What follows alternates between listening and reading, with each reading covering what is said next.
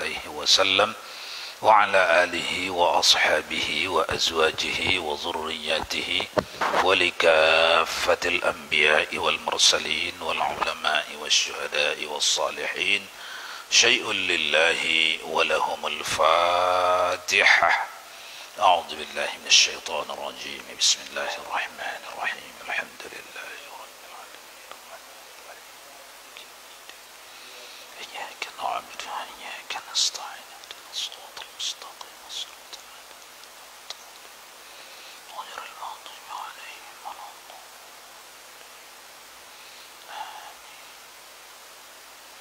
فقال المؤلف رحمه الله تعالى وأدم نفعنا بعلومه في الدارين آمين. ثم قال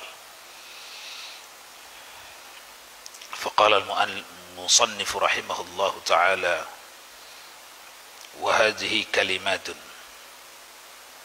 مستحسنات وألفاظ مهمات في ترجمة لباب الحديث النبوي للشيخ الإمام العلامة Jalaluddin Abdul Rahman As-Suyuti. Ini beberapa kalimat yang elok dan beberapa lafaz yang dicita pada menterjemahkan kitab Lubabul Hadits An-Nabawi karangan bagi Syekh Al-Alim Allamah Jalaluddin Abdul Rahman As-Suyuti yang kesudahan ulama yang mujtahiddin. Apa itu maksud kesudahan ulama mujtahiddin? Tuan-tuan, disepakati oleh para ulama bahwa zaman hidupnya Imam As-Suyuti itulah mutaakhirin, itulah zaman akhir. Jadi karena beliau adalah tertingginya ulama di zaman itu, maka dibuatlah suatu istilah di zaman itu, zaman terakhir ulama mujtahid. Istilah ini ya, istilah di kalangan ulama. Bukan hari ini tak boleh orang mujtahid berijtihad, silakan. Tapi di mata para ulama yang mencukupi syarat ilmunya sampai di zaman itulah. Habis itu tak nampak lagi yang cukup syarat. Itu maksudnya. Bukan tak boleh, boleh silakan jadi mujtahid sampai ke hari ini. Seperti yang ditulis Yusuf Qaradawi di dalam pernyataannya, setelah aku mendalami Al-Quran selama 40 tahun, maka yang terbaik bagiku adalah kembali kepada Al-Quran dan hadis. Ya silakan, tidak ada masalah. Tapi mayoritas ulama berpendapat adalah zaman hidupnya As-Suyuti itulah zaman terakhir ulama mujtahid yang berpangkat mujtahid. Itu maksudnya. Na'maduhu Allahu birahmatihi wa askanuhu fasihu jannatihi wa nafa'ana bi'ulumihi wa barakatihi. Telah meliputi akan dia Allah dengan segala rahmatnya dan didiami akan dia di dalam keluasan segala surganya, dan memberi manfaat akan kami dengan segala ilmunya dan segala berkatnya. Amin. Wa fihi arba'una baban fi kulli babin 'ashratu ahadith wa tarahat al-asanidu tab'an li aslih. Dan padanya 40 bab, pada tiap-tiap satu bab 10 hadis, dan aku tinggalkan segala sanadnya karena mengikut bagi asalnya. Maksudnya tuan-tuan, hadis yang arba'in oleh Imam As-Suyuti tadi sanadnya tak dituliskan di sini, itu maksudnya ya. Karena kalau dituliskan sanadnya menjadi panjang kitab nih, menjadi tebal kitab nih, itu maksudnya. Wa dhamamtu ilaiha minal mawa'idil badi'ah wal fawaidil ajibah bittaqti'ah minal atharil marwiyah wa aqwalil ulama'il mardiyah. Aku himpunkan kepadanya daripada beberapa pengajaran yang indah-indah dan beberapa faedah yang ajib akan barang yang aku pungut akan dia daripada athar perkataan sahabat yang marwiyah, Maksud yang marwiyah yang sudah dimaklumi riwayatnya tidak diragukan lagi. Dan beberapa perkataan ulama yang mardiyah, maksudnya ada diikutkan di sini cakap ulama, bukan Quran, bukan hadis, tapi cakap ulama, tapi mardiyah. Apa arti mardiyah? Walaupun itu hanya cakap ulama, tapi maksud cakap itu tidak pernah lari dari maksud Al-Quran dan Sunnah. Itu maksudnya mardiyah, ya. Bukan asal bunyi, bukan buat-buat saja statement, bukan. Pasti itu di dalam keridhaan Al-Quran dan hadis. Itu maksudnya mardiyah. Wa sammaituha bil jawahiril mauhub wa manbahatil qulub, dan aku namakan dia dengan jawahirul mauhub, yakni permata pemberian yang indah. Nama kitab ni permata pemberian yang indah, kalau diterjemahkan ke bahasa kita, ya. Dan menjagakan segala hati yang lalai. Wada'tuha rajian minallahi ayyaku an takuna tazkiratan li nafsi wa nafi'atan lil qasirina min amthali. Aku hantarkan dia hal keadaan harapku bahwa ada pengajaran bagi diriku dan memberi manfaat bagi orang yang mengikut pendapat daripada orang yang seumpamaku, karena firman Allah Subhanahu wa taala, wazkur fa inna dzikra tanfa'ul mu'minin wa dzakkir fa inna dzikra tanfa'ul mu'minin. Mengingatkan olehmu bagi, maka bahwasanya pengajaran itu memberi manfaat ia akan orang yang beriman, orang mukminin. Lagi sabda Nabi sallallahu alaihi wasallam pada hadis yang sahih, liyablugha syahida minkumul ghaib, hendaklah menyampaikan oleh orang yang hadir akan orang yang ghaib. Dan lagi sabda Nabi sallallahu alaihi wasallam, man hafaza ala ummati 40 hadithan min amri diniha ba'athallahu ta'ala yawmal qiyamati fi zumratil fuqaha wal ulama. Ini sangat terkenal ini, ya. Hadis sahih ini sangat terkenal. Jangan kira kalau kita amalkan ini kita sudah hebat. Tak. Mulai ditinggalkan Nabi umat ini sampai dituliskan Imam Suyuti sebuah kitab 40 hadis pilihan, sampai ke hari ini dan sampai ke hari kiamat ini akan selalu diamalkan orang. Apa itu? Hadis Nabi yang sahih. Siapa yang menghafal 40 hadisku, kata Nabi, dia dimasukkan Allah di hari kiamat di barisan fuqaha dan ulama. Jadi apalagi yang muda-muda, sangat kita tantang itu, ya.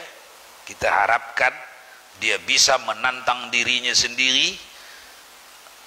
Mau tak? Kalau mau, jalankan. Dia di barisan, dia bukan ulama, tapi ada di dalam barisan ulama. Dia bukan fuqaha, tapi ada dia di barisan fuqaha. Apa-apa fasilitas kepada ulama ada untuk dia. Apa-apa fasilitas yang didapatkan ulama di akhirat dia dapat. Kenapa?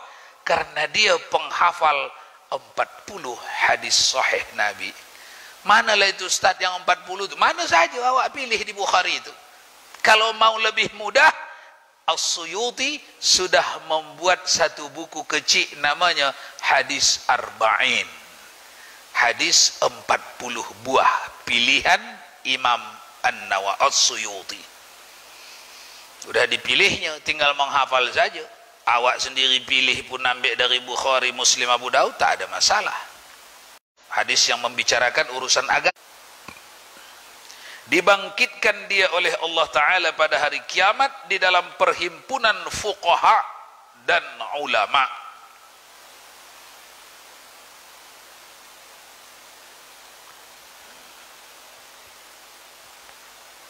Dan pada satu riwayat, wa kuntu lahu yaumal qiyamati syafi'an wa syahidan.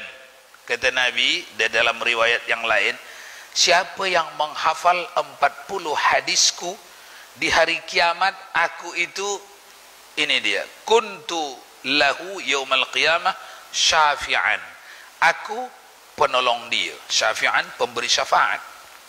Syafi'an wa syahidan, dan aku penyaksi dia. Penyaksi artinya backing, hujjah, saksi. Artinya adalah aku baginya pada hari kiamat yang mensyafaatkan dan yang mensaksikan. Dan pada satu riwayat dikatakan baginya, masuk olehmu daripada barang mana pintu surga yang engkau kehendaki. Itu di hadis yang lain. Karena tidak satu kali Nabi bercakap tentang fadilat orang yang menghafal hadis arba'in, 40 hadis Nabi.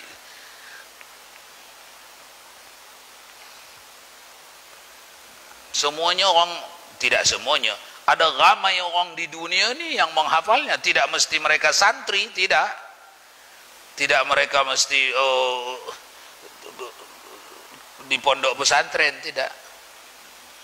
Karena Nabi menyebutnya itu menghafal 40 hadis yang berbicara tentang agamanya, yang dikumpulkan oleh Imam An-Nawawi sudah sangat baik. Dan riwayat daripada Ibnu Abbas radhiyallahu anhuma daripada Nabi sallallahu alaihi wasallam bersabda ia, hai Tuhanku, beri rahmat olehmu segala khalifahku. Maka sembah mereka itu, siapa khalifah engkau ya Rasulullah? Sahabat langsung tanya, ingin tahu. Ya Allah, rahmatilah semua khalifahku, kata Nabi di depan sahabat. Mereka tak tahu siapa khalifah, ingin tahu, siapakah khalifahmu ya Rasulullah? Sabdanya, mereka yang datang kemudian daripadaku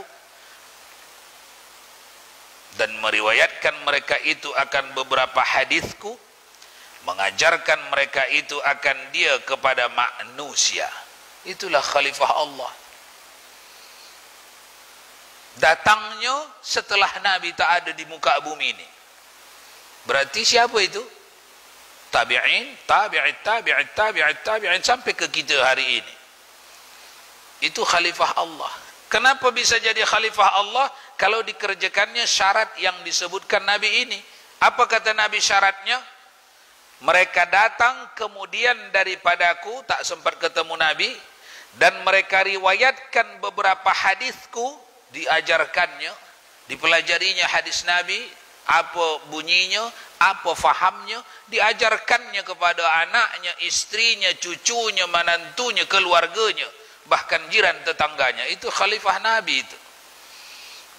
Siapa yang cakap? Nabi sendiri. Mereka itu meriwayatkan mereka itu akan beberapa hadisku, mengajarkan mereka itu akan dia kepada manusia.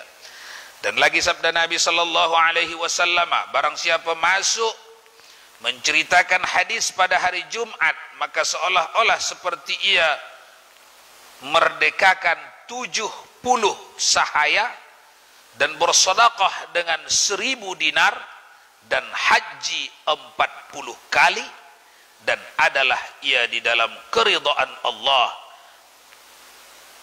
dan empunyanya.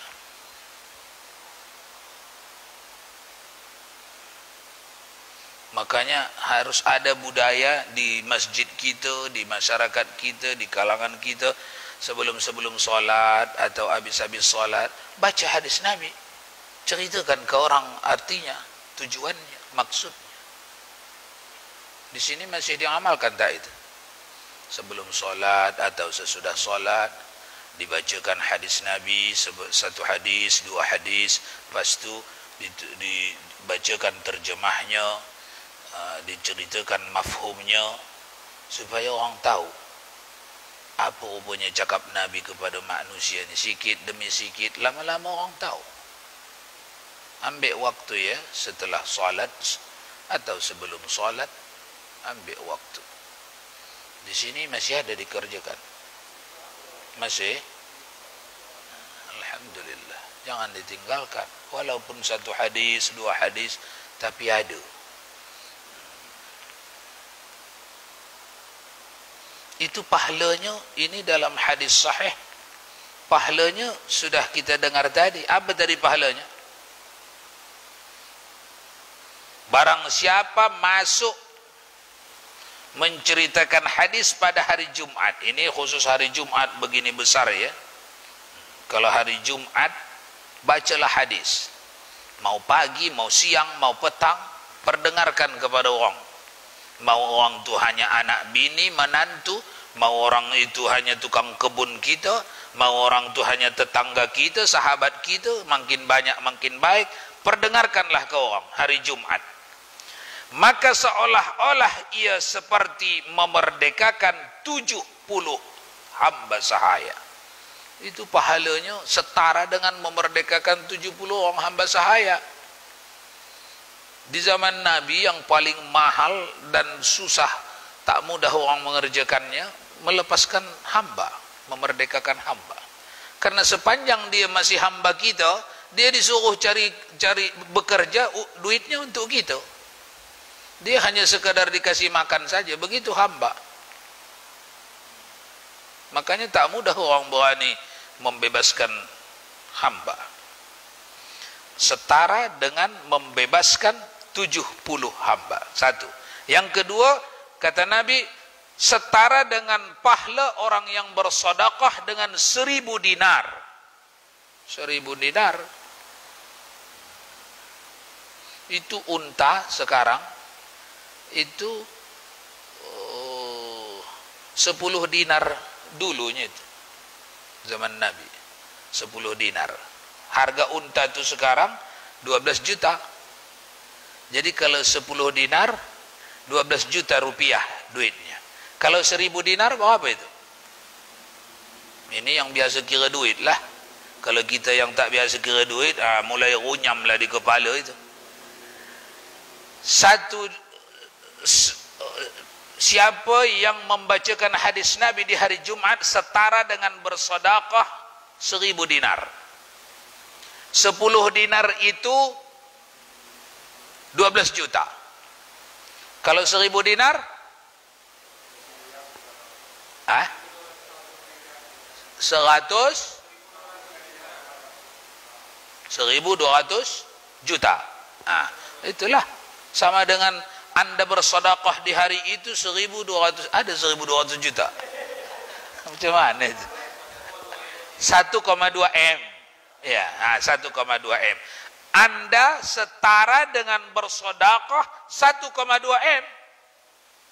Itu maksud hadis Nabi. Kalau itu tak perlu, tak akan disebut Nabi dengan angka uang, angka duit. Karena pentinglah kita tahu itu sudah berapakah infak kita di hari Jumat nih dengan membacakan hadis Nabi. Makanya Nabi menggunakan dinar, kata-kata dinar.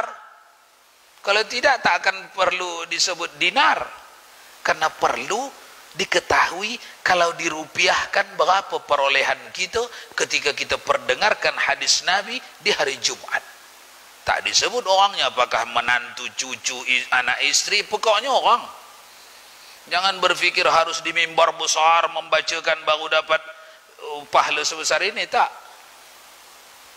Baik. Berapa tadi? 1000 dinar. 2. Yang ketiga, dan haji 40 kali, dan adalah ia di dalam keridhaan Allah. Siapa yang membacakan hadis Nabi di hari Jumat, sepotong hadis diperdengarkannya kepada orang, niatnya tak ada lain kecuali hanya untuk mencari ridha Allah, dia dibagi Allah pahala setara dengan 40 kali menunaikan haji. Masya Allah. Haji satu kali berapa duitnya? Pergi satu kali. Mana ada yang free? Tak ada. Berapa duit satu kali pergi haji? 40 juta, 35 yang harus disetor, kenduri lagi. kenduri mak berangkat, kenduri balik, baju putih, beli kain ihram, habis jugalah 50 habis jugalah. 50.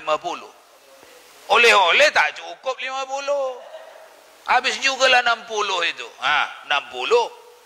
Membacakan hadis Nabi di hari Jumat, tak kisah hanya anak, istri, cucu, menantukah, baca supaya kita sama dengar, sama memahami, sama mengetahui bahawa ini dicakapkan Nabi, ini diperintah Nabi, ini dilarang Nabi. Itu tujuannya. Setara dengan menunaikan ibadat haji 40 kali, ya. Masya Allah. Kemudian adalah ia di dalam keridhaan Allah dan empunyanya. Maksudnya orang yang membacakan dan orang yang dibacakan, ini kedua-duanya di dalam keridhaan Allah. Itulah pangkat tertinggi di dunia ini, mendapat ridha Allah. Makanya semua amal soleh kita letakkan di atas harapan agar diberi Allah ridhanya, untuk mencari ridha Allah. Karena itulah alamat tempat duduk amal tertinggi itu mencari ridha Allah Subhanahu wa taala. Wallahu as'alu ay yaj'alaha khalisatan liwajhil karim wa sababan lil fauzi bin na'imil muqim. Dan akan Allah jua aku pohon pinta dijadikan dia semata-mata bagi zatnya yang mulia dan sebab bagi kemenangan dengan nikmat yang berkekalan. Dan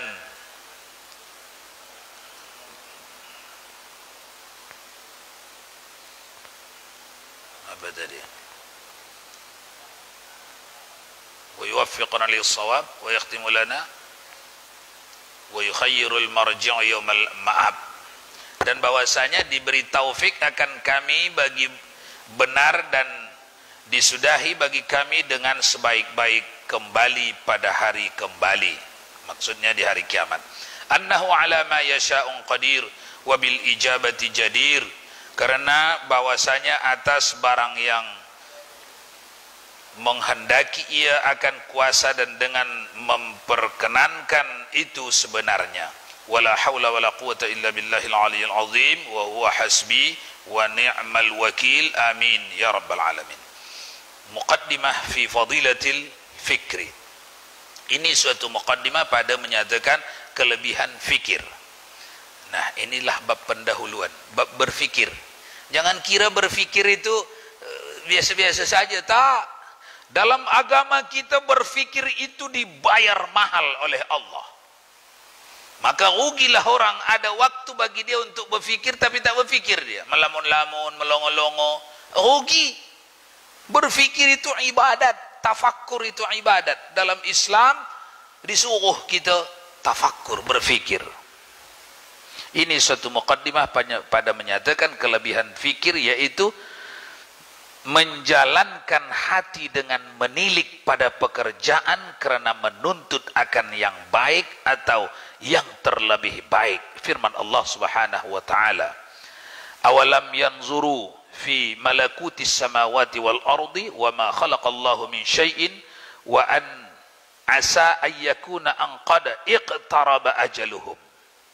Dan tiadakah menilik mereka itu, yakni kuffar Makkah, orang kafir Makkah, tiadakah menilik mereka itu, orang-orang kafir Makkah itu, dengan mengambil fikir pada malakut, mamlakah kerajaan, mamlakat, apanya namanya itu, seantero kerajaan di dalam 7 petala langit dan bumi, daripada segala yang ajib-ajib dan indah-indah, barang yang di dalam keduanya, dan pada barang yang dijadikan dia Allah Ta'ala daripada suatu, dan pada keadaan hampir ajal mereka itu, yakni jika memikir mereka itu pada indah kejadian barang yang di dalam keduanya, niscaya dapat petunjuk mereka itu padanya atas hikmah Allah Subhanahu wa taala. dan akmal kudratnya. Akmal artinya kesempurnaan kudrat Allah. Kalau mau memikirkan, katanya, kita akan nampak kehebatan kudrat iradat Allah. Akmal, betapa sempurnanya kudrat dan iradat Allah, itu nampak kalau mau memikirkan, katanya. Dan jika memikir mereka itu pada keadaan hampir ajal mereka itu, maka putuslah angan-angan cita-cita mereka itu, niscaya bersegera mereka itu kepada beriman dan beramal saleh. Apa maksudnya itu, tuan-tuan? Kalau sekiranya manusia itu mau memikirkan betapa singkatnya mereka di dunia, itu maksudnya hampir ajal tuh. Bukan maksudnya dah dekat-dekat mati suruh berfikir, mana sempat lagi. Singkat hidup ini, itu yang dimaksud. Panjangnya kita di akhirat, kejapnya kita di sini. Alat ukurnya ada banyak alat ukur. Yang pertama, Nabi menceritakan kepada kita bahwa ini tempat singgah. Kampung kita yang sebenar bukan sini, tapi di akhirat. Ini hanya halte. Ini hanya tempat bertengger, kejap je. Duduk kejap je. Macam orang di halte tu, menunggu bis datang, duduk dia kejap situ. Begitu datang bis dah berlalu, tak diingat-ingat lagi halte tu apa. Langsung naik. Atau di pelabuhan tu, menunggu kapal datang, duduk. Tapi orang tahu tak lama di situ. Begitulah orang beriman melihat akhirat dibanding dunia.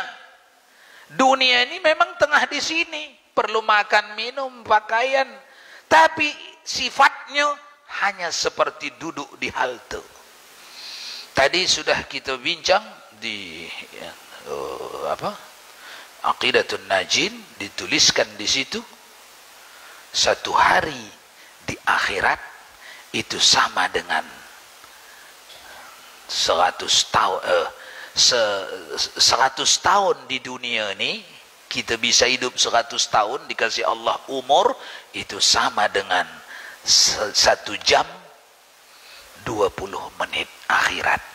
Karena di akhirat itu pun ada 1 hari, ada 1 minggu, 1 bulan, ada. Tapi panjang-panjang. 1 harinya panjang. Itulah 100 tahun di sini, baru 1 jam 20 menit. Bukan 1 hari akhirat itu. 1 jam 20 menit akhirat. Oleh karenanya, orang yang selalu hatinya ada di situ, faham itu, dunia ini tak terlalu penting sangat. Penting sebanyak keperluan yang dihajati untuk bekal ke sana. Kalau harus mengancam keperluan sana, dah. Itu orang beriman begitu. Kalau harus mengancam keperluan akhirat, tak perlu diambil, dipertahankan, tinggalkan saja. Sebangsa yang ditinggalkan, sebangsa yang dilepaskan, lepaskan saja. Sebangsa yang dilawan, lawan saja. Kalau harus menggeser keperluan akhirat, merugikan keperluan akhirat, itu maksudnya segera mati itu, ya. Niscaya bersegera mereka itu kepada beriman dan beramal saleh. Dan riwayat daripada Abi Sulaiman, sabda Nabi sallallahu alaihi wasallam, at-tafkiru fil akhirati yurithul hikmata wa yuhyil qalbi, wat-tafkiru fid dunya hijabun 'alal akhirati. Berfikir pada akhirat itu mempusakai hikmah dan menghidupkan hati. Itu memikirkan akhirat itu menimbulkan hikmah. Orang itu jadi cerdas. Yang selalu memikirkan akhirat itu orang jadi cerdas. Coba perhatikan orang-orang saleh, ulama-ulama saleh yang banyak memikirkan akhirat, mereka jadi cerdas, tidak goblok dia. Maksud tidak goblok macam mana? Tindakannya betul. Mana yang menguntungkannya di negeri yang lama, itu yang diurusnya. Mencerdaskan, mempusakai hikmah dan menghidupkan hati. Jadi selalu memikirkan akhirat itu menghidupkan hati. dan berfikir pada dunia itu dinding atas akhirat. Siapa yang banyak memikirkan dunia, hatinya terdinding ke akhirat. Jadi macam mana ini Ustaz menengoknya? Ya kalau menengoknya jangan orang lain tengok diri masing-masing. Ciri-cirinya, ya ciri-cirinya tak serius dia berbekal akhirat, membekali dirinya ke akhirat itu tak serius. Itu aja ciri-cirinya. Orang yang hatinya terdinding ke akhirat, tak serius dia membekali dirinya ke akhirat. Itu tanda-tanda. Macam mana Ustaz menengoknya tak serius? Ya tengok sendiri diri awak. Apa saya yang mau saya tengok ni? Ada tak soalan itu di dalam hati? Kalau tak ada, tak payah dibahas. Ada ke tak? Apa saya yang mau saya tengok? Solat awak tengok. Makin awak lambat-lambatkan makin sedap atau makin menggerinyam. Kalau makin lambat-lambat makin menggerinyam mau cepat, itu terdinding akhirat itu. Tapi kalau makin awak lambatkan, hadirkan hati makin sedap, teruslah berlambat-lambat. Tapi solat sendirilah ya, jangan solat jadi imam awak berlambat-lambat, demamlah kawan di belakang. Kalau jadi imam itu ada ketentuannya, sudah di fikih, sudah diatur. Ausatuha, jangan terlalu lambat, jangan terlalu cepat. Kalau yang salat aqimus salatu, yang kita disuruh berlezat-lezat dalam salat, itu salat sendiri. Disuruh berlama-lama. Memang salat itu komunikasi kita dengan Allah, bercakapnya kita dengan Allah. Memang di situ perlu berlama-lama. Sambil jalan ini, sambil kalau yang ada yang nak tanya ya. Habis waktu langsung habis kita. Ini jalan sampai habis waktu. Ada soalan, selipkan, tanya. Jangan biar tak tanya sampai habis waktu. Ini habis waktu langsung tutup. Nah.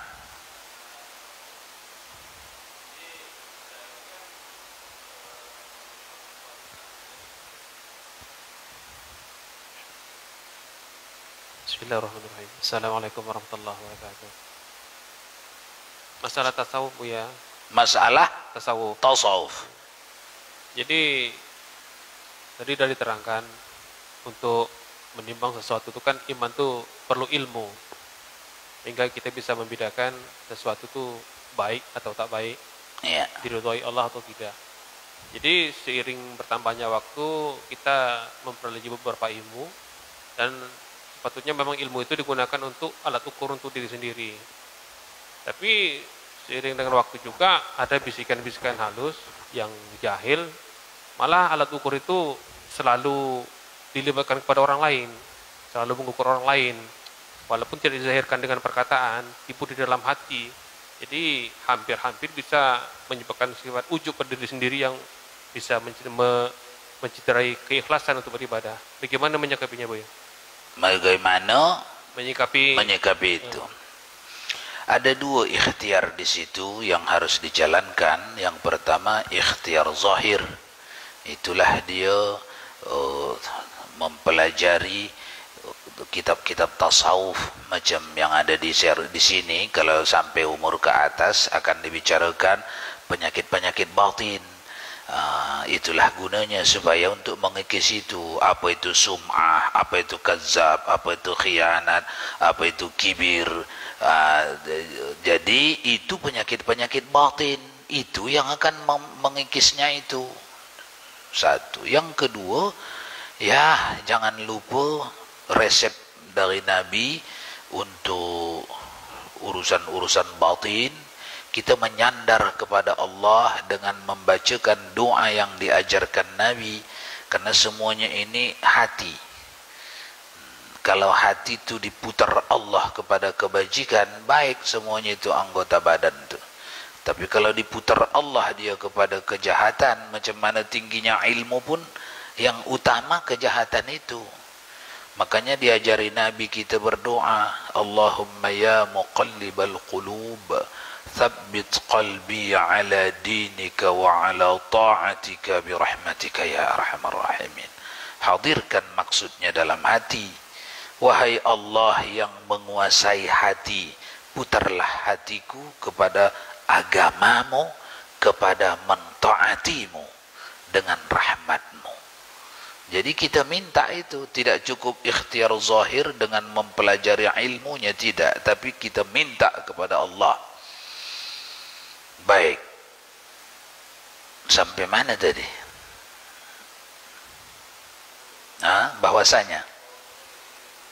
Bahwasanya bagi tiap-tiap suatu itu penyakit, dan bagi tiap-tiap penyakit itu ada baginya ubat, dan bahwasanya penyakit hati itu lalai, maka ubatnya fikir, karena fikir itu menerangkan mata hati, dengan dia ialah dilihat akan kebajikan dan kejahatan, dan yang manfaat dan yang mudarat. Dan tiap-tiap hati yang tiada fikir padanya, yaitu rumah syaitan. Jadi hati yang tidak dibawa bertafakkur, berfikir, itu menjadi rumah syaitan. Dan bahwasanya lalai ini pedang syaitan. Kata Nabi dalam banyak sabdanya, ini lalai ini pedangnya syaitan. Orang kalau tak lalai, tidak jadi begaduh, tidak jadi pukul memukul, tidak jadi ambil mengambil, karena lalai pedang syaitan. Maka sangat menyiksa bagi barang siapa jatuh atasnya. Maka takuti olehmu daripada lalai, karena bahwasanya jadi daripada lalai itu 9 perkara. Dari lalai itu akan muncul 9 perkara, yaitu kasih akan kemuliaan, 1. Kemudian kasih akan kaya raya, kasih akan kerajaan, 4. Kasih akan pakaian, kasih akan isi rumah. Apa itu isi rumah? Alat-alat perabotan, mau bagus. TV ini bukan rosak, tapi ketinggalan zaman, kita ganti lah ini ya, ganti. Kursi ini bukan rosak, tapi udah ketinggalan, ada yang model baru lagi, baru datang, kita ganti lah ini ya. Ini kasih akan isi rumah. 1. Isi rumah bukan kursi saja, bukan sofa. Isi rumah istri, anak, cucu, menantu. Kasih kepada orang ni jangan menurunkan kesolehan. Kasih kepada orang ni jangan melalaikan ketaatan, melalaikan ibadah.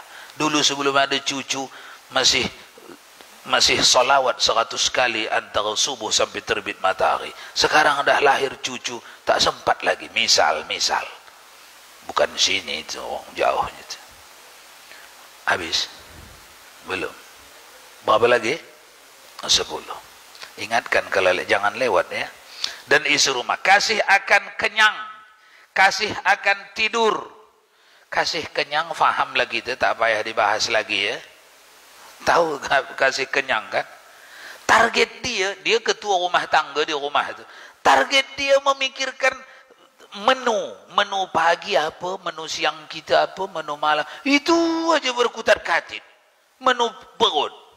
Menu akal tak ada. Macam mana cara jamaah kita di asar ya? Asar kejap lagi ni. Macam mana jamaahnya? Macam mana jamaah kita di maghrib, di isya? Apa zikir yang kita baca ini malam Jumat ini? Dah ada dibahasnya itu di rumah. Yang ada dibahas di rumah hanya makanan, pakaian, dekorasi, hiasan. Itu aja bertahun-tahun. Orang ni lalai. Orang ini rumah yang lalai, rumah syaitan ini. Syaitan yang berkutat-katit di rumah ini. Malaikat menjauh, tak suka. Karena orang ni tidak melihat hidupnya di akhirat, hanya melihat hidupnya di dunia. Tidur, kasih akan tidur. Dan bagai-bagai tiap-tiap satu daripadanya beberapa cawang yang amat banyak. Dan lagi sabda Nabi sallallahu alaihi wasallam, aqrabakum minni yaumal qiyamah aktsarukum ju'an wa tafakkuran. Artinya, yang terlebih hampir kamu daripadaku pada hari kiamat, orang yang terlebih banyak kamu lapar dan fikir. Itu yang paling dekat sama aku besok, kata Rasulullah, di hari kiamat. Hari kiamat itu apa itu? Itu hari di mana kita berhajat kepada Nabi. Itu hari prosesi untuk ditetapkan seorang tempatnya di mana, prosesnya macam mana. Itulah hari kiamat. Hari kiamat itu ada 8 tahapan di situ sebelum surga. Kebangkitan kubur, penimbangan amal, penghisapan, sirat, haud, jannat wan nar. Itulah hari kiamat. Dan pada satu riwayat yang terlebih afdal kamu kepada Allah derajatnya pada hari kiamat, orang yang panjang lapar dan banyak berfikir pada Allah Ta'ala. Tafakkur. Laparnya panjang, tafakkurnya banyak. Macam mana memperpanjang lapar? Itulah puasa Daud. Itu dalam rangka memperpanjang lapar itu. Dalam rangka memperpanjang lapar. Puasa sehari, buka sehari. Puasa sehari, buka sehari. Puasa sehari, buka sehari. Itu tak niat qada kalau tak ada lagi qadaannya. Kalau ada qadaannya, niatkanlah qada. Jangan menyanyah. Puasa sunat rajin tapi mengqada tak mau. Itu karena tak ada ilmu. Padahal puasanya sama kan? Laparnya sama. Tapi tak diniatkannya mengqada yang dulu bertinggalan waktu lajang-lajang tu. Awal dewasa sampai ke hari ini coba pejam mata. Ada tak yang tinggal dan belum diqada? Awal dewasa umur berapa itu? 15 tahun. Dari 15 tahun ke hari ini coba pejam mata. Andai kata dibuka mahkamah akhirat hari ini, ada tak di situ yang tertinggal belum diqada? Kalau jawabannya ada, jangan Senin Kamis sawa mengqada puasa. Tapi sebelum mengqada, tengok dulu kitabnya biar kokoh. Nanti awak mengqada 2 hari 3 hari datang ustaz hau-hau sebelah rumah awak, tak payah qada. Itulah gunanya kita puasa-puasa sunat, salat-salat sunat. Itulah nanti yang menempel-nempelnya tu. Mentah lagi awak. Tadi dah mulai mengqada 2-3 hari. Datang ustaz ni mentah lagi. Jangan. Kumpulkan kitabnya, baca, miliki, pegang, baru jalankan. Sama itu qada puasa, qada salat, sama itu. Jangan tercengeh-cengeh mengqada salat. Itu bukan pekerjaan mudah. Belajar dulu bab salat. Kita sudah salat 50 tahun. Yo. Awal dewasa kita sudah salat sampai ke hari ini. Tak tinggal. Okey. Tapi salat yang kita kerjakan selama 50 tahun ni, cukup tak syarat dan rukunnya? Dipelihara tak pembatalnya? Jangan-jangan tercampur di situ pembatalnya. Jangan-jangan rukunnya hilang satu. Sami Allahu liman hamidah. Tak ada tamakninahnya ni. Kalau tak ada tamakninah, hilang rukunnya satu. Sekalipun 50 tahun awak sembahyang, zero. Jadi macam mana ni Ustaz? Qada. Alamak. Tapi kalau awak punya kitabnya dulu, tak alamak itu. Alhamdulillah, syukurlah hari ini aku tahu yang solatku itu rupanya dulu tak sah. Karena ada tempat belajar masa itu, aku tak pergi belajar. Jadi salahku, aku wajib qada. Untunglah hari ini. Kalau sempat dah masuk kubur aku baru tahu macam mana. Itu orang kalau punya dalil. Kalau tak punya dalil, besok ketemu kawannya, ketemu yang lain, tak payah. Itulah gunanya salat-salat sunat tu. Nanti nempel-nempel itu. Mentah lagi. Sepakat semua imam ahlus sunnah wal jamaah, Syafi'iyah, Malikiyah, Hanbaliyah, Hanafiyah, bahwa salat sunat yang Salat wajib yang ditinggal dengan sengaja wajib qadanya segera. Yang tanpa sengaja atau tanpa dengan uzur wajib qadanya tidak segera. Faham itu ya?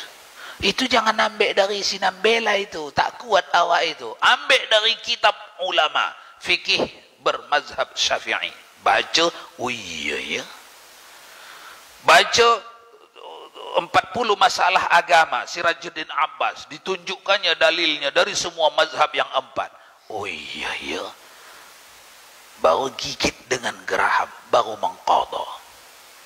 Mengqadha itu bukan pekerjaan tabu, bukan pekerjaan kolot kuno. Mengqadha itu pekerjaan yang mendasar bagi mereka yang memahami bahwa rupanya dulu solatku memang aku solat tapi tak sah. Kenapa tak sah? Rukun wudu'ku kurang. Misal yang kuanggap itu muka itu ini saja depan nih. Rupanya sampai tempat tumbuh rambut di atas, ujung dagu di bawah, anak telinga ke anak telinga.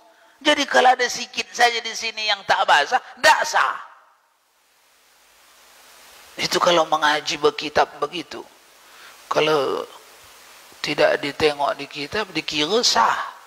Rupanya datang di akhirat, tengok pembukuan, kosong. Kenapa kosong solat saya? Saya solat pak. Iya, awak solat, tapi rukun kurang. Kami tak masukkan sini. Jadi macam mana nih saya nih ya? Kami tak ada catat solat awak. Kami anggap saja awak senam pagi itu. Kalau solat ada syaratnya, ada rukunnya, ada yang membatalnya. Awak tak hirau itu. Itu akan sampai kita ke situ. Oleh karenanya kita tengok ke belakang, mana-mana yang menjadi utama kita utamakan, mana-mana yang ringan kita ringankan. Jangan terbalik-balik. Yang ringan kita utamakan. Salat Id, subuh habis subuh dah sini, tak pulang dia. Salat Id sunat. Salat subuh kemarin-marin awak ke mana? Tak peduli. Terbalik-balik. Bukan dilarang dia habis subuh salat Id jangan pulang lagi, bukan. Ini penting, tapi namanya sunat. Yang subuh, zuhur, asar, maghrib, isya itu penting, namanya wajib. Baik. Habis. Nah, silakan. Assalamualaikum Buya. Waalaikumsalam warahmatullahi. Bismillahirrahmanirrahim. Allahumma sholli ala sayyidina Muhammad wa ala ali sayyidina Muhammad. Buya, ada yang tadi barang siapa pada hari Jumat menceritakan. Nah, kalau dikiaskan Buya kepada generasi milenial, boleh gak kalau kita menceritakan itu dalam bentuk flyer? Habis itu kita tulis, habis itu kita share. Itu yang pertama Buya. Yang kedua bab kodok tadi Buya. Misalnya kita ragu apakah dulu kita pernah meninggalkan sholat atau puasa, boleh gak kita niat kodok aja Buya? Gitu. Jazakallahu khair Buya. Assalamualaikum warahmatullahi wabarakatuh. Waalaikumsalam warahmatullahi wabarakatuh. Yang persoalan yang pertama silakan aja dengan apa namanya itu, dengan cerita men-share ke lewat internet, lewat hadis-hadis Nabi, tapi dengan syarat di situ harus mulia, terhormat, tidak menjadi cemooh. Dengan gaya kita menyajikannya, dengan gaya kita mengirimkannya harus muafaqah. Muafaqah itu kalau ditanya orang niat menghormatkankah pengirim nih? Iya, kata orang rame-rame. Kalau ditanya orang niat memuliakan, menghormatkankah pengirim nih? 50% kata ya, 50% kata tidak, ada keinginannya meremehkan. Kata hati kecil orang, awak sedang meremehkan itu. Jadi harus muafaqah. Sepakat orang cara awak mengirim tu, cara awak membahasakan tu, apakah media yang awak pakai itu, sepakat hati kecil orang awak sedang menghormatkan kalam Nabi, cakap Nabi. Harus begitu, muafaqah. Silakan dengan cara medsos. Kemudian yang kedua masalah qadha. Apa tadi yang ditanyakan? Ya, lupa macam mana caranya. Apakah dibuat-buat saja, sunat-sunat saja? Tak. Itu sudah diatur Imam As-Subuki di dalam fikih. Kalau ingat waktunya yang ditinggalkan tu, qadalah sebanyak yang ditinggalkan tu. Satu. Kalau tak ingat, buat ihtiyat, perincian. Perincikan dulu. Berapa banyak agak-agak. Sekira-kira dibuka mahkamah akhirat, bukan malah tekor tapi lebih. Begitu membuat apanya? Bukan malah kekurangan tapi lebih. Misal, hari ini umur 50 tahun. Dulu umur 15 tahun dewasa, berarti 35 tahun. Dalam 35 tahun itu banyak yang dikerjakan sembahyang, tapi ada juga yang tinggal.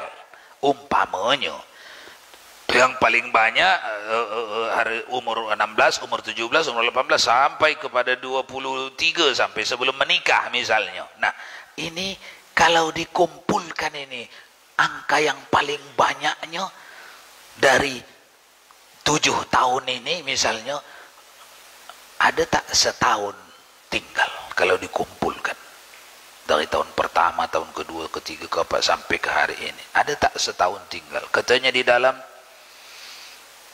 kalau setahun mungkin tak sampailah, tapi kalau dalam 7 bulan, 8 bulan agaknya kalau dikumpulkan ada, katanya misalnya di dalam.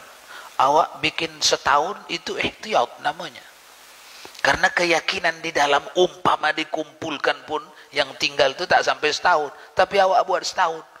Maknanya andai kata meleset kalilah perhitungan saya, ingatan saya ini paling banyak setahun. Kalau lebih dari setahun takkan lebih misalnya. Itulah ihtiyat. Itulah angka ihtiyat. Itulah qada. Cara mengqada setahun tu dua macam, seperti ditulis Imam As-Subuki. Yang pertama cara lambat, yang kedua cara cepat. Sudah kita bincang dulu ya. Sudah apa belum? Sudah? Kalau sudah jangan lagi. Udah habis waktu, habis belum? Cara 3 menit lagi. Cara lambat, habis salat zuhur sekali biasa adaan, qada zuhur sekali. Habis salat asar, qada asar satu kali. Habis salat maghrib kita, qada maghrib sekali. Habis salat isya, qada isya. Kalau awak kerjakan itu selama setahun, berarti 1 tahun salat sudah terqada. Itu cara lambat. Takutnya keburu mati. Belum sempat habis sudah mati, bawa utang. Kalau memang hanya itu kemampuan yang lambat itu, tak apa. Imam Syafi'i memberikan fatwa, dianggap habis utang. Kenapa? Dia tak mampu cara yang lebih laju dari itu. Hanya itu yang dia mampu. Tak apa.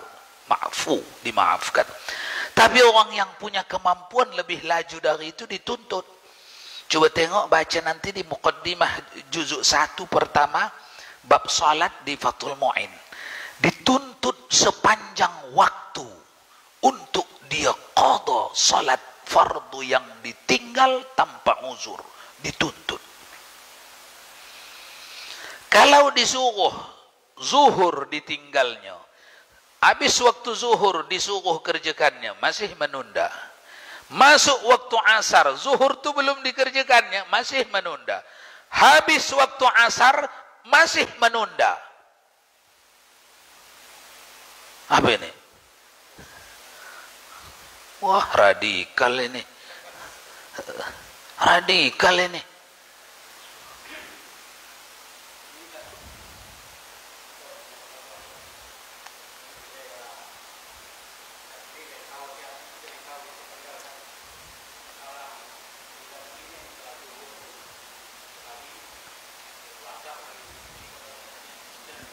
Cepat itu ya. Tidak, itu sistem lambat lagi. Belum saya ceritakan sistem cepat. Maksudnya cepat itu ya banyaklah dilakukan, banyak rakaat dilakukan ya, banyak ya. Habis zuhur kita lakukan ini ada kesempatan di zuhur, antara zuhur asar kan panjang kan. Jadi ambillah salat subuh, zuhur, asar, maghrib, isya selesai satu hari berarti kan. Satu hari kan. Ada sempat lagi kita lakuin semacam kayak gitu lagi. Kan? Boleh tetap begitu ya? Boleh. Memang itulah yang mau saya ceritakan nih. Itu cara cepat namanya. Saya lanjutkan biar sempurna itu juga begitu juga. Tapi supaya sempurna, menumbuhkan yakin di dalam hati kita bahwa hutang kita dah terbayar. Yang berapa tahun tadi yang mau dibayar tuh? Setahun tadi kan? Setahun itu kan 365 hari. Nah, yang 365 hari itu beli buku kosong sebiji, tulislah di situ 365 kali 5 berapa? Mana tukang kira? Berapa? 365 kali 5. 1.800. Tulislah di buku ini 1.800 kali subuh, zuhur, asar, maghrib, isya, subuh, zuhur, asar, maghrib, isya, subuh, zuhur, asar, maghrib, isya, 1.800 kali. Jadi kalau ada hari ini libur, hari Minggu tak pergi mana-mana, hujan-hujan juga, tak berniat nak pergi mana-mana, hantam sebanyak-banyaknya yang mampu. Salat subuh, zuhur, asar, maghrib, isya, subuh, zuhur, asar, maghrib, isya, conteng. Kalau satu buku ini terconteng, utang awak habis. Besok hari Isnin jam kantor awak tak ada waktu, pergilah kantor.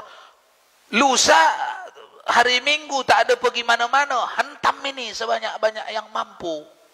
Itu maksud yang ditulis oleh Sayyid Abu Bakar Syata di dalam Fathul Mu'in. Itu maksudnya haram bagi orang yang punya qadaan yang belum dia bayar qadaannya, haram mengerjakan salat sunnah. Nanti masalah ini, nanti kosong ini masjid ini tarawih nanti. Kenapa tak ada yang mau tarawih? Utang kita masih banyak. Wah, masalah itu. Padahal haram kalau salat tarawih dia mampu, tapi salat qada dia tak mampu, tak mau. Itu yang haram tuh. Jadi begini, tak terangkan tadi itu, salat ada yang ketinggalan, banyak tinggal. Tapi kita lakukan seperti salat duha gitu kan ya, salat tahajud gitu. Ini bagaimana persoalan ini? Apakah tahajudnya ketinggalkan, qadanya duluan gitu? Padahal fadilah tahajud itu cuma duha itu kan, katakanlah itu sunat muakkad juga gitu ya. Jadi mana yang harus kita lakukan untuk apa? Kalau saya pernah lakukan itu ya duha, kita buat duha, habis itu qada lagi itu macam kayak tadi. Gimana tuh? Yang meluruskannya lah luruskan. Iya. Dahulukan qada. Habis itu masih mampu lagi, masih ada kemampuan, barulah salat sunat-sunat yang lain, yang duha kah. Salat qada dahulukan. Supaya kita sinkron dengan perintah Nabi ya, perintah kitab-kitab fikih, dahulukan qada. Qada itu tengoklah, habis salat subuh haram salat sunat, tapi salat qada tak haram, tetap wajib. Itu hebatnya qada. Habis salat asar haram salat sunat, tapi untuk qada tak haram, karena menunjukkan pentingnya cepat dibayar. Waktu istiwa pas matahari di atas, haram di situ salat, tapi untuk qada tidak haram, menunjukkan bahwa perintahnya bukan lembut-lembut, perintahnya keras. Yang disepakati di dalam mazhab Syafi'i, Maliki, Hambali, Hanafi, yang tadi, yang radikal tuh.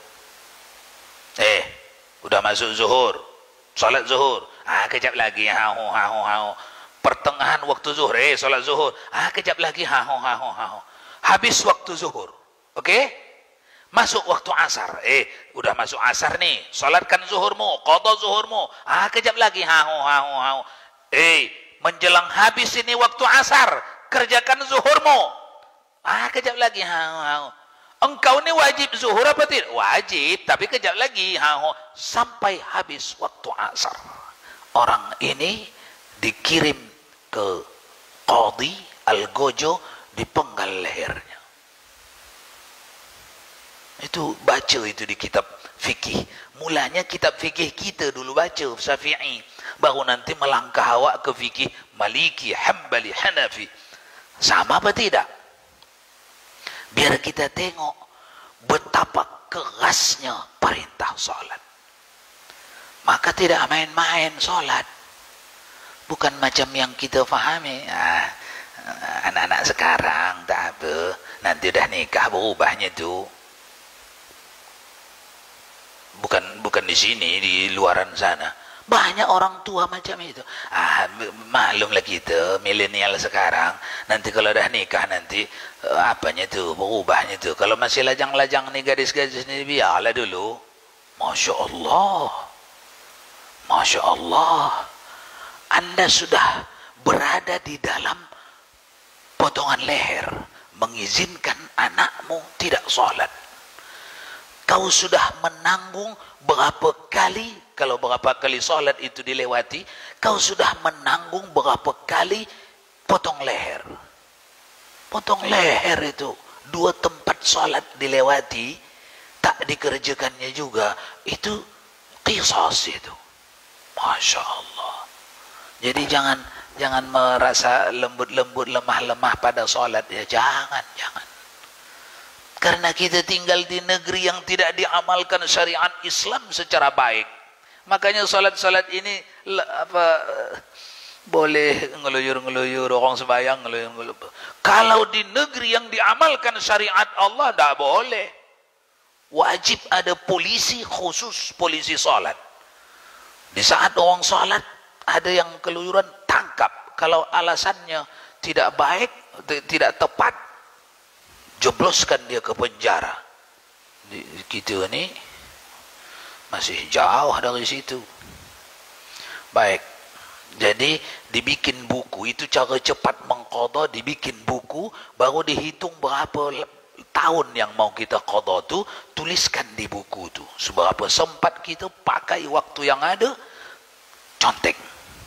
Kalau terconteng semuanya, lunas hutang. Habis waktu. Allah. Bagi tanda nanti berikutnya, wa'ala annahu ala ma yasha'. Bukan. Aw lam yansur. Muqaddimah fi fadilah ya. Ingati je lah. Wallahu a'lam bis-shawab wa ilaihi marji'ukum fa unabbi'ukum bima kuntum ta'malun. A'udzu billahi minasy syaithanir rajim. Bismillahirrahmanirrahim. Alhamdulillahi rabbil alamin wassalatu wassalamu ala asyrafil anbiya'i wal mursalin sayyidina wa maulana Muhammad wa ala alihi wa sahbihi ajma'in. Allahumma ya alim ya azim ya ghafur ya wadud. اللهم زدنا علما وارزقنا فهما ربنا علمنا الذي ينفعنا ربنا فقهنا وفقه أهلنا وقربات لنا في ديننا مع أهل القطر أنثى وذكر يا مقلب القلوب ثبت قلوبنا على دينك وعلى طاعتك برحمتك يا أرحم الراحمين وصلى الله وسلم على روح سيدنا محمد في الأرواح وعلى جسده في الأجساد وعلى قبره في القبور وعلى آله وصحبه وسلم تسليما كثيرا والحمد لله رب العالمين.